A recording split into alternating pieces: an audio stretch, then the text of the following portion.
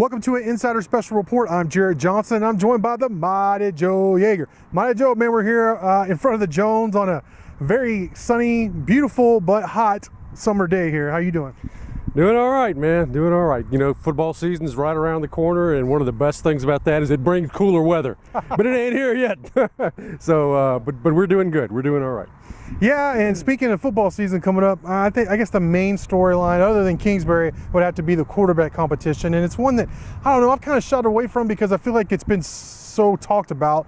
But there's actually some information that's been out there that I don't really agree with. The fact that it really is like a three-man competition. But before I get into it, I want to get your perspective. How do you see the quarterback competition going into fall camp?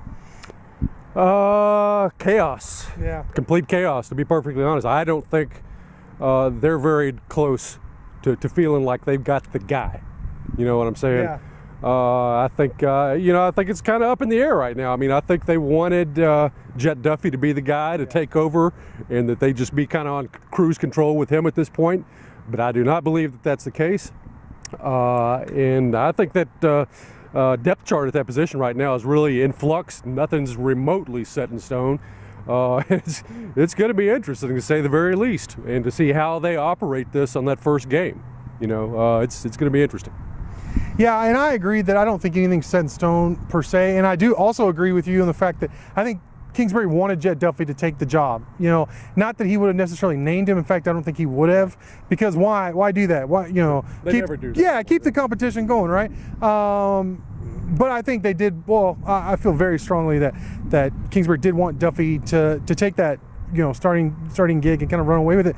And I think he was on his way. I mean, I actually had a write-up on the Insider about how good of a job Duffy was doing, how his teammates were bragging on him, how the coaches were bragging on him, how good he looked in some of the practice portions I saw. And then he got arrested.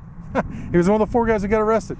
And I know he was only out a week, but that did kind of change the tenor of everything with him. He never looked quite the same, in my opinion, when he came back. I don't know, maybe he did certain practices that I didn't witness, that I didn't see, but we had a lot of access, and there was like a before and after with Jet as far as the way he looked. I mean, he looked confident. He was throwing some bombs to Vasher, and we have it on video.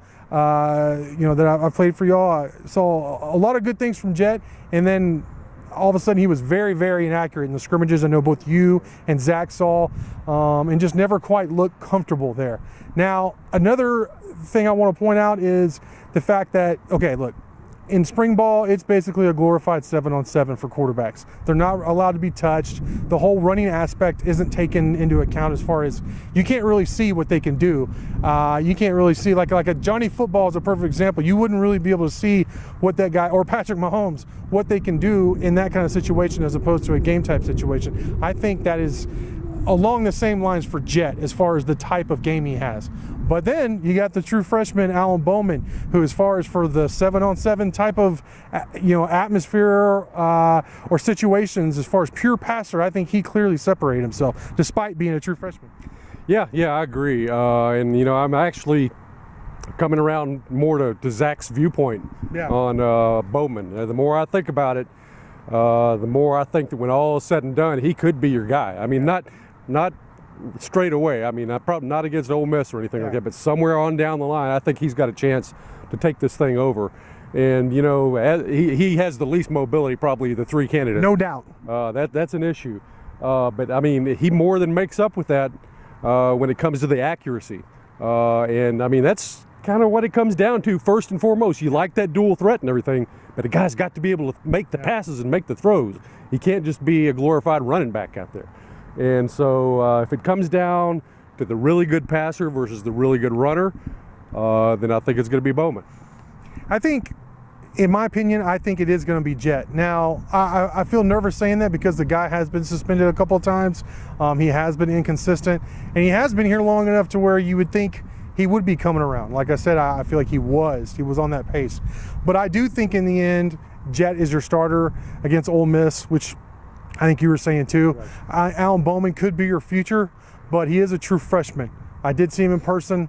I do like him, but I would like for him to have a year to sit back and develop as far as just instead of just being thrown out there. But we're gonna have to see how it plays out. Fall camp's just around the corner, and then September 1st, man, it's not that long. 6 weeks? So I'm really looking forward and interested to see how it plays out. Great stuff from you as always, Mighty Joe. Thank y'all for watching, and until next time.